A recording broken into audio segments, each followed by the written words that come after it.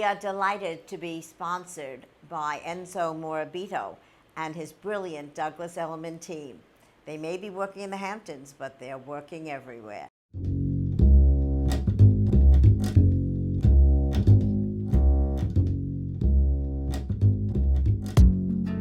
Welcome. I'm Victoria Schneps, co-publisher of Dan's Papers, and here in Palm Beach, we are launching Dan's Papers Palm Beach. And today we are doing Dan's Papers Palm Beach Roundtable with my wonderful guest, my hostess, co-hostess, Jane Hansen, the Emmy Award-winning broadcaster who spent how many years on NBC? About 28. Ooh.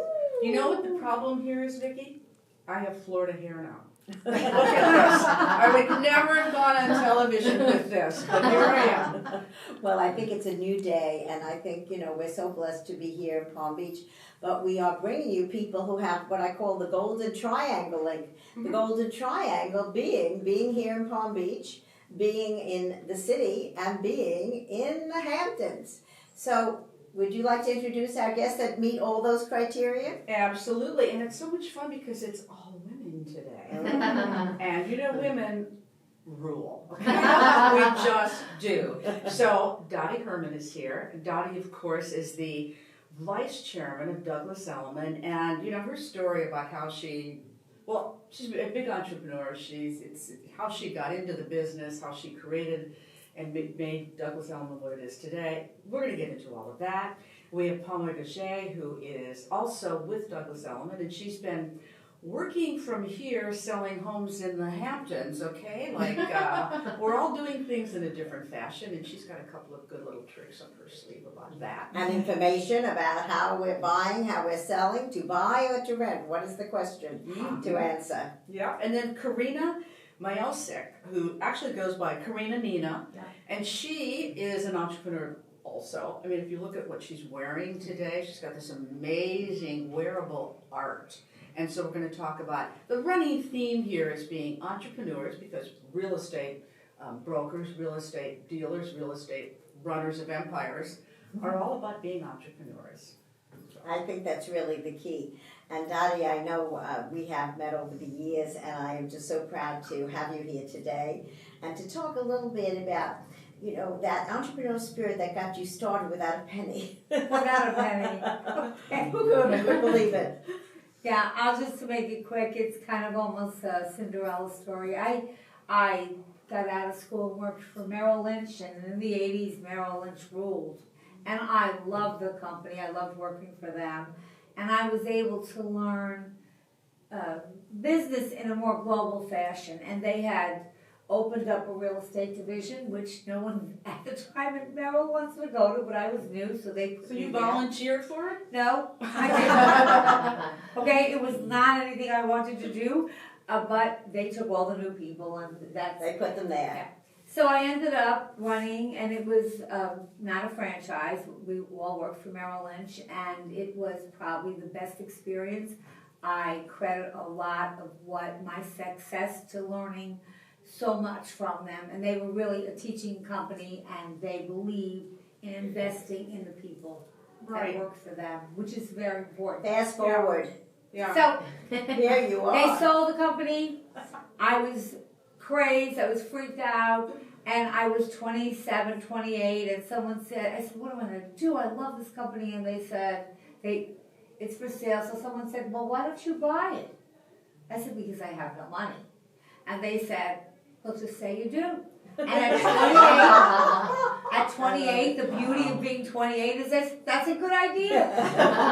And to make a long story short, some men came and helped me with a business plan, put a business plan together, and I convinced them to lend me the money to buy Long Island, which was about $10 or $12 million with working capital. And then eventually, right during 9/11, I borrowed $75 million to buy Douglas Elliman. Wow. And that takes guts. It does, but if we take a look at it now and what's happened, one of the descriptions I love about you is it's the rush of winning that keeps Dottie chasing new and exciting ventures. Because that may have been, you bought Douglas Elliman, took a way up, but you've done a lot of other stuff too. Sure. It's all about connecting, and I think that our customer, there was no real estate companies. There was like New York real estate companies, there were Hampton real estate companies, there were Long Island, Westchester, but nobody covered from Montauk to Manhattan or Manhattan to Montauk. And I said, look, Robert Moses connected the city with the island with bridges. I'm going to do it with my real estate company. And that's how I did it, only I did it reverse. I was in the Hamptons and Long Island, and then I bought the city, and we were the first company to cover Manhattan to Montauk. So I want to fast forward you because, you know, your great success in real estate, and I know you're still selling. You still have, you know, that license of, it's in your blood to be a part of that, but you've also gone on to help other women. Talk to us a little bit about the program you organized that is helping young people. Well, I really help. I have a pretty big following, and my mom died when I was 10, and so many women and neighbors, for no reason of fame or just came and helped out, set my hair, let me cry to them when my boyfriend broke up with me, and I never forgot that. So I really help everyone that needs help, and a lot of people don't have anyone to believe in them.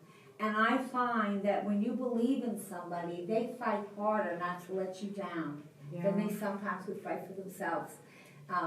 So I've helped all ages, but I find a lot of young kids write to me, and I try to do as much as I can do for women and for everyone. I mean, You were saying that you got this email from, what, a 15-year-old entrepreneur? A boy. A boy, and he wrote, it was so cute. He said, I follow you and I admire you, and I'm 15 years old, and I'm an entrepreneur, and I started an entrepreneur club, and I have like 400 people in it.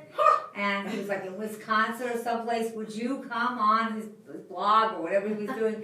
And I said, of course, I'd love to. You know, Great. So I think that's, you know, that's part of what we do in life as entrepreneurs.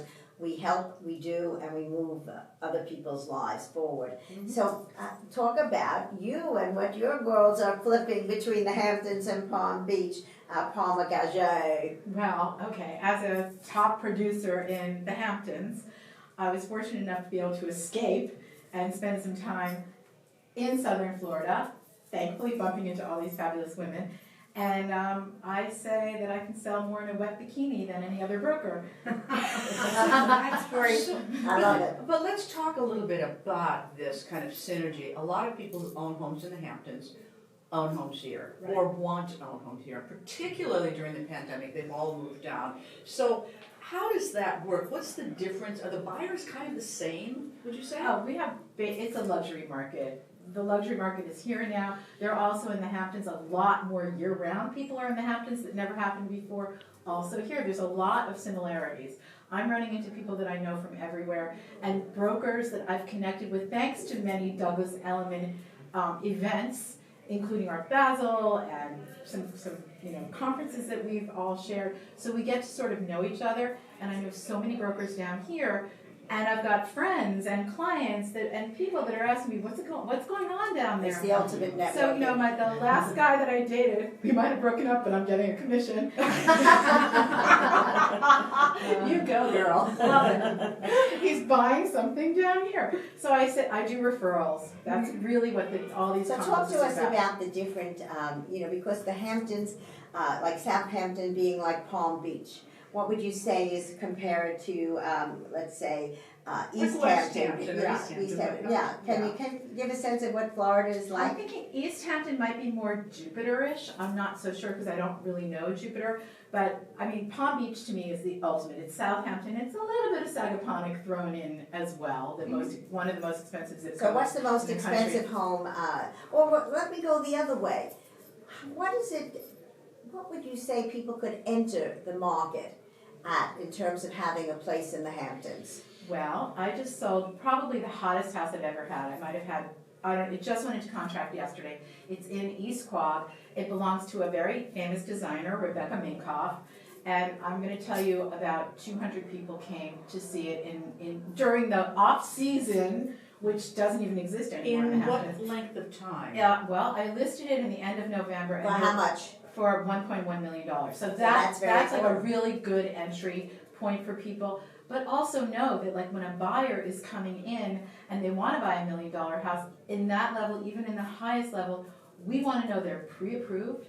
We want to know that they've got funds if they're going to buy cash. And we really vet them for these sellers because there's way too many people coming in and just looking. So what would you say now? Everyone's saying, oh my God, everything is so overpriced. To rent or to buy, that is the question. Well, there are no rentals unless you want a summer rental, and the prices are crazy, but we're renting them. I've been very busy here, renting houses to people, sight unseen, who are also I was gonna here. ask that, Sight because it is, unseen. I mean, I bought an apartment down here, sight unseen. Well, that's what's happening. I mean, this man that I just sold the place The to, boyfriend?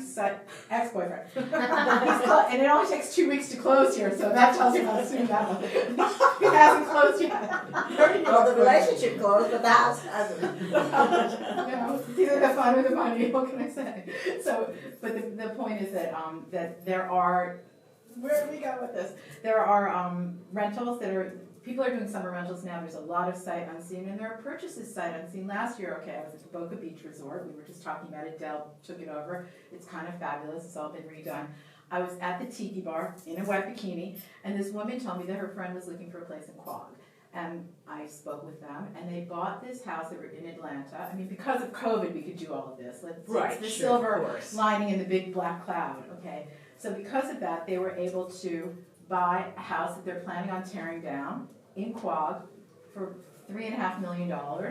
And it was all just done, all sight unseen and all remotely. So that's why I'm here again. I'm like, okay, I figured out a way to work remotely, get doors open when they need to be open, and be here and do all the So negotiations. this is the entrepreneurial spirit. Exactly, I I was talked to just Carina, thinking, right. she gave us such a perfect Okay. segue, you think she could be a host too? Go for it, Jane.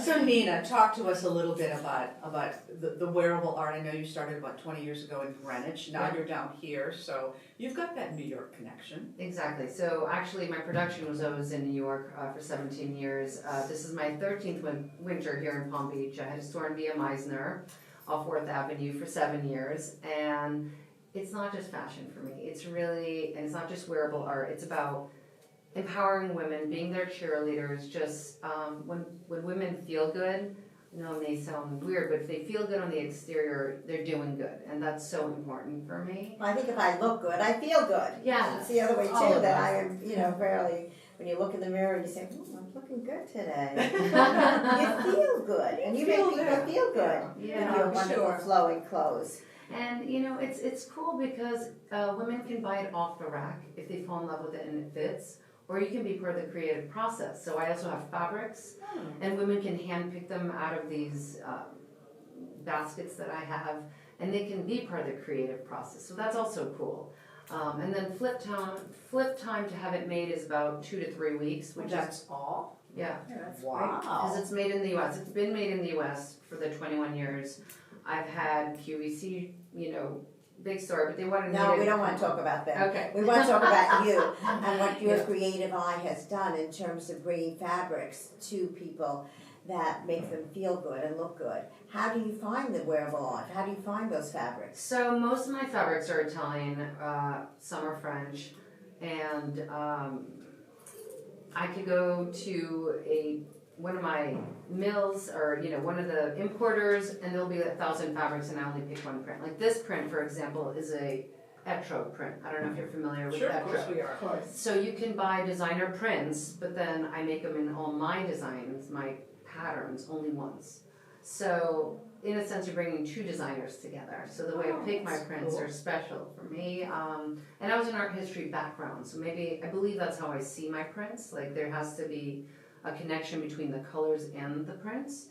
And if it's not, if I'm not in love with the print, I don't buy it. Yeah. Did you have a lot of trouble during the pandemic getting fabrics and prints here? No, because my distributors get it in from Italy, and they're constantly. When I wasn't going up to New York, but things would be sent to me via photos, and then sometimes I would take sample yardage of certain prints, and obviously it would look different, in an email than it would when I got it in person. But I fell in love with certain prints, and I would order more of it, and then You know, So just are people buying online, or do they have to come in and try it on? Because, when you're selling online, yeah. that's where you Exactly. sell, and, who thinks about that now? So both. During the pandemic, it was great because I've been, doing trunk shows all over the country for 21 years. So I have clients in LA, Texas, Colorado. New York, the Hamptons. Exactly. And Palm Beach. Palm Beach. Here we are, the Colony Hotel, the beautiful Colony Hotel.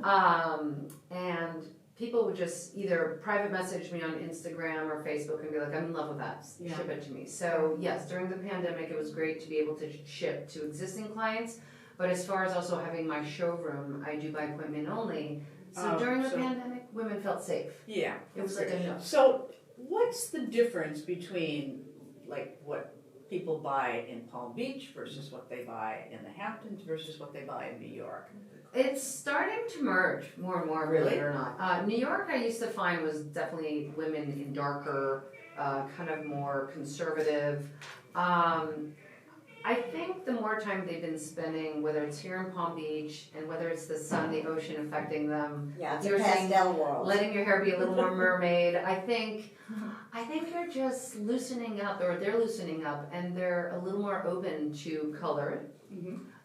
I personally never wear black unless it's like my Lululemon I rarely pants. do. Well, I did in New York. I still do. Yeah, my advice literally to people is avoid black. And you know who told me this many years ago? Bill Blass. And what he said to me is, so there's a black tie event, and I was emceeing it or something, and I had a black dress, and he goes, I want you to go home and change your clothes. And I'm like, why? And he said, because why do you want to, in a sea of black, not look like a peacock? Exactly. Oh, And he said, you want to stand out. Yeah. And so since then, I've avoided black. It also doesn't look good on TV, just for the record. It's way too somber. It's also color therapy. So like for me, colors of the rainbows, and if you know anything about Reiki or any of that, it's colors affect us. Yeah. I don't know, one morning you'll wake up and you're like, I'm feeling red. Mm-hmm. Like, I love this. This is a great color on you. And usually if I'm going to an event, I can't pick the outfit ahead of time. I gotta feel the day. And those people that are going, you've got to have everything ready 2 weeks in advance. Are you kidding? I pack like 10 minutes before I leave or something. Yeah, I think, part of being in Palm Beach is being in a pastel world. Yes. When I was looking for a place to stay, I had walked into the Colony Hotel, and I just smiled. It was such a happy place. And that's really what the wonderful flora and the fauna and the beautiful buildings. That we're actually in a pink castle here. Yeah. We're painted pink. Dottie, you look like you're dying to say I'm something. because the trends, and I think they were all happening, but the pandemic expedited it. Since people got used to working at home, they had no other choice, that they said, hey, wait, this is not so bad. I want to interact with people, but I don't have to be there every day. So people can buy second homes, and you're seeing more and more second homes that are not that far, okay, because they can spend more time there. They're building a lot So more. what price point could somebody jump into and having a second or third home here in the Well, Palm Beach listen, town? I tell everyone, you gotta get in the game. You can find, and you see, I look at an area, find like a dilapidated house that's and obviously the cheaper the house. So the area- location. Okay, and then if you have to, you can't have everything, so then you can buy a house that needs a lot of work, or it could be very small because there's a lot of cottages in the Hampton Bays still that are around, and you could get it for $700, something like that, and then you can expand on it. Okay, but you have to get in the game. Yeah. And Which what about is listing? true. I just want to ask one thing in because, everyone's saying there's so few listings. Why is a good reason people should list their houses now? We're gonna have money. We're March. We're probably gonna have our first interest rate hike. And again, look, I've been around from when mortgage rates were 15%, so I don't think 3.5, 4 is gonna kill it, but it's gonna still limit people. So right now we have ideal interest rates. There's many more buyers than sellers. So if you have a home and you want to sell it, I would say now is an ideal time to sell it. Well, we're ideally from the Hamptons to Manhattan to Palm Beach, and we're coming today from Dan's Papers, which is an iconic brand in the Hamptons, and bringing it to Palm Beach. And Jane Hansen and I are so thrilled to be able to be here with all of you to bring you entrepreneurial spirit and the great energy that each of you has brought today. They sure have. Thank you. I've Thank you, learned the some Colony things. Hotel. Haven't you? Oh, yes, every day. Absolutely. Particularly today when I learned something, it's a great day. It is. So thank you all for coming. Thank you for being here, Dottie. Wonderful. Oh, it's my pleasure. You know, it's a Palmer, Honored. and we are so thrilled that CARINA has been able to join us as well. And signing off, till next time, Jane Hansen and Vicki Schneps. Bye now. Bye-bye.